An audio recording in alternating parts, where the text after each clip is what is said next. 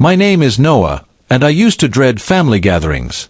Every barbecue, every reunion, every casual get-together was just another reminder that, in my family's eyes, I was the failure, the guy who never lived up to his potential.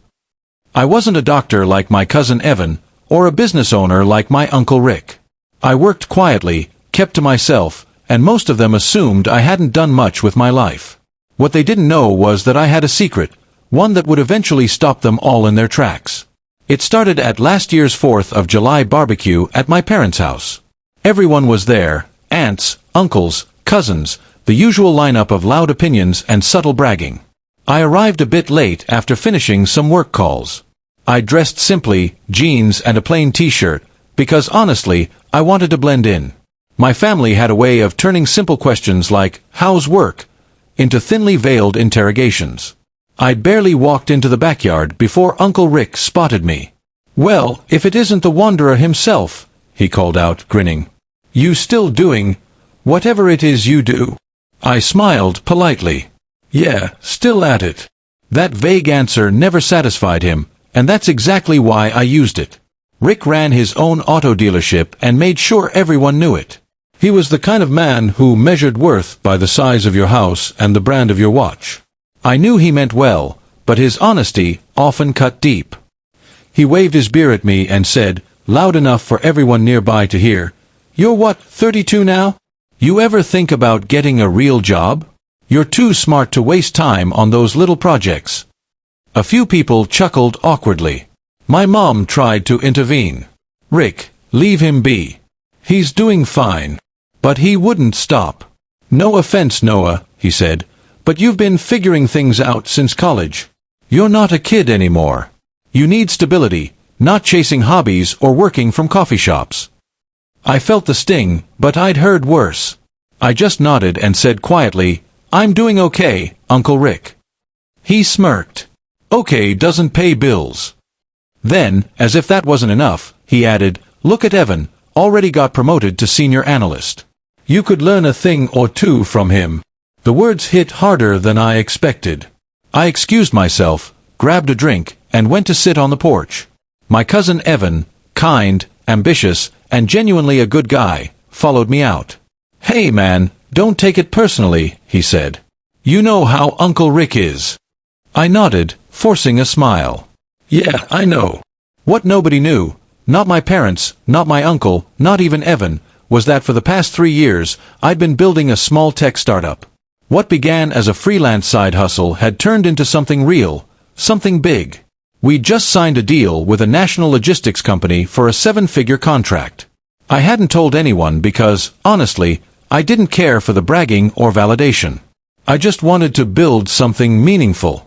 But fate, it seems, had a sense of humor. About an hour later, my uncle's dealership manager, Trent, showed up. He was invited as a family friend, and I recognized him instantly, because we'd been in meetings together just a week earlier. My startup had been quietly developing an AI-driven inventory management system, and guess which dealership group had just signed on to use it? Monroe Auto Group, Uncle Rick's business. Trent spotted me before I could slip away. "Noah," he said, surprised but grinning. "Didn't expect to see you here.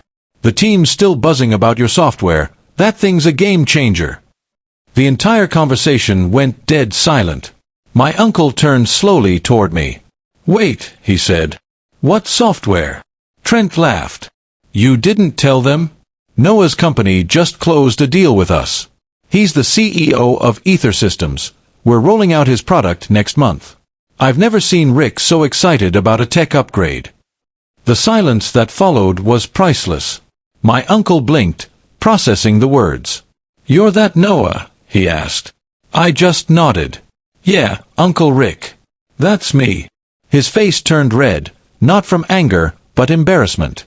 I didn't realize. You never said anything." I smiled slightly. "You never asked what I actually did. You just assumed it wasn't worth talking about." Evan burst out laughing, slapping me on the shoulder. "Man, you've been holding out on us." The rest of the family started asking questions, the kind they'd never bothered to ask before. "What do you do exactly? How did you start it? How big is the company?" My dad stood quietly nearby, pride shining through his eyes. My mom had tears. My uncle tried to play it off.